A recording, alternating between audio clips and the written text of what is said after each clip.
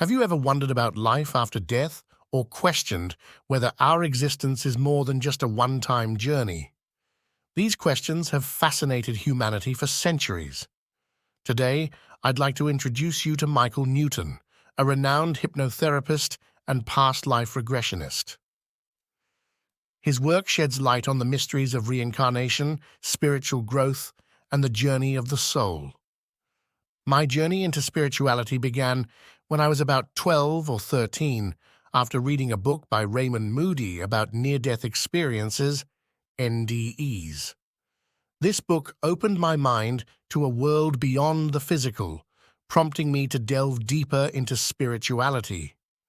Since then, I've explored various spiritual practices like Kundalini yoga, meditation, and sleep paralysis, but I found that hypnosis offered a more stable approach to exploring consciousness.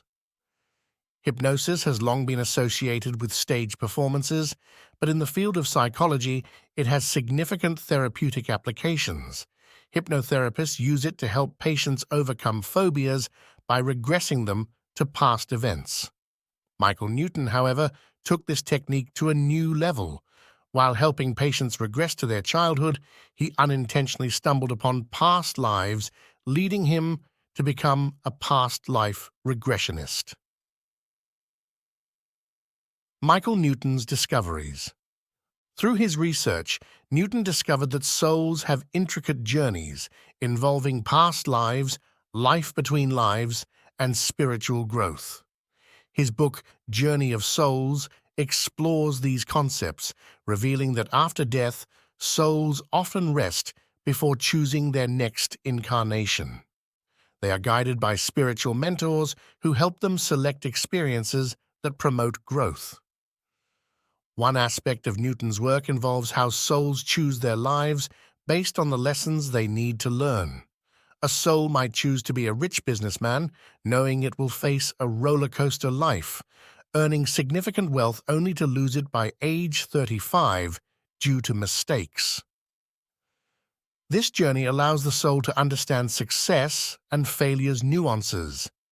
Before deciding on a life, souls compare different scenarios and choose the one that aligns with their learning goals. Reading Newton's books changed some of my beliefs and answered questions that had troubled me. For instance, I used to struggle with the concept of equality. If everyone is equal, why did the Bible depict God favoring specific groups, such as the Jewish people? Why were there seemingly ranks among gods, implying that some were more powerful? These messages of superiority puzzled me. Another question was about reincarnation.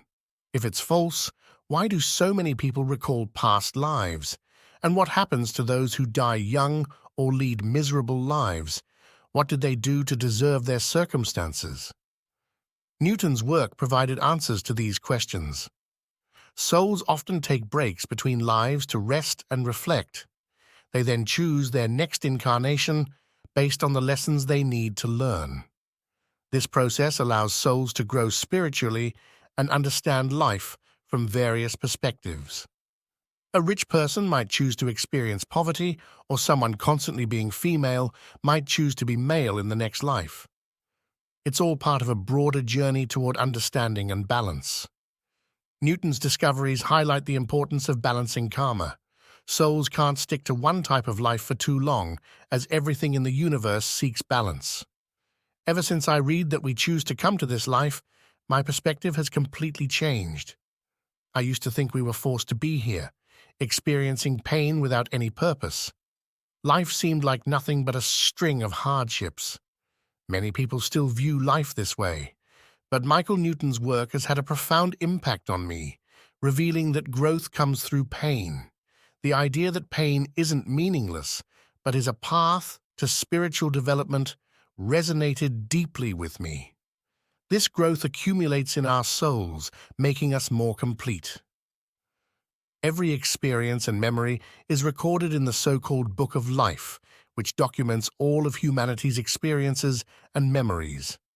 This book, also known as the Akashic Records, serves as a repository of knowledge on the other side. However, learning from a book isn't as vivid or effective as experiencing life firsthand.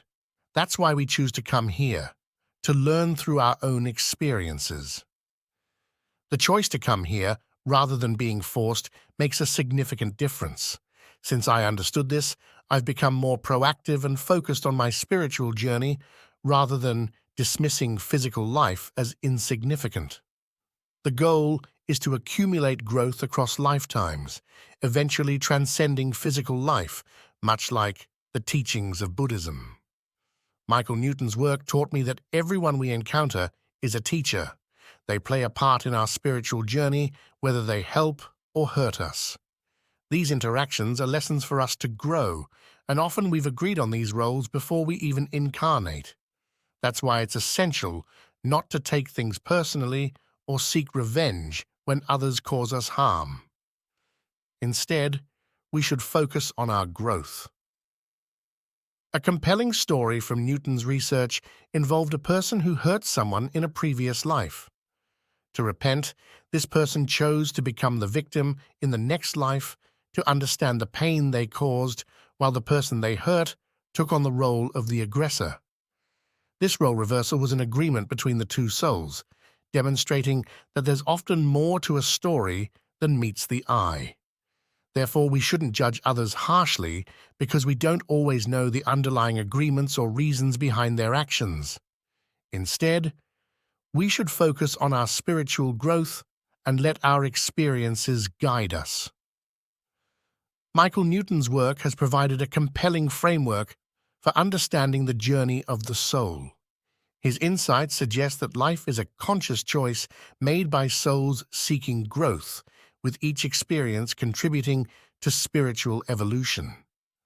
Exploring Newton's books may offer valuable insights into the purpose of life and help you find peace in the journey, no matter how challenging it may seem.